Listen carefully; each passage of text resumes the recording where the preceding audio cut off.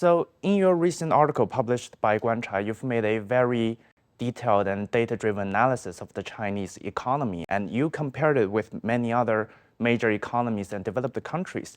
And you came to the conclusion that, and I'm paraphrasing here, China's economic performance far surpasses other major countries, and there are certain motives behind the spread of this China in decline argument. So what are some of those motives and what are they trying to achieve?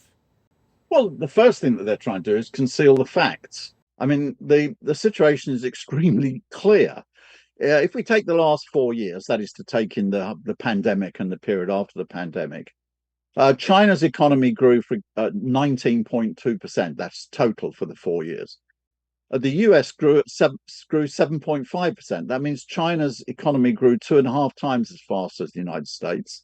And the United States was the best performing of all the developed economies. So China outperformed the US by far. And in fact, if you take the per capita GDP, China's economy was growing more than 3 times as fast as the United States. But you have an absolutely bizarre situation where instead of discussing why is China's economy far outperforming all the other major economies, a very weird discussion is taking place in the US media about how the US is doing very well and China is not. And this is completely out of line with the facts. There's two reasons, I think. One is subjective and one is objective. The subjective one is that they want to try to persuade foreign companies not to invest in China by saying China's economy is not doing very well, etc., etc. It's completely untrue, but nevertheless, people may read these things in the media. And secondly, they want to try to spread some demoralizing rumors in China or something like that. That's subjective ones. The second one, however, is that they want to try to get China to adopt the wrong economic policies, because if the China's economy is growing much faster than the Western economy, if the United States said to people in China, look, you should slow down your economy until it performs as badly, as slowly as a Western economy, everyone would laugh at this. They'd think it was ridiculous. So therefore, what they have to pretend is they have to pretend that the Western economies are doing better, growing faster than China, which is absolutely contradictory to the facts. What gives you confidence about the Chinese economy? I mean, you wrote in your article that China is not without its own problems. So what makes you think that China can solve these problems and move the country forward? There's two problems.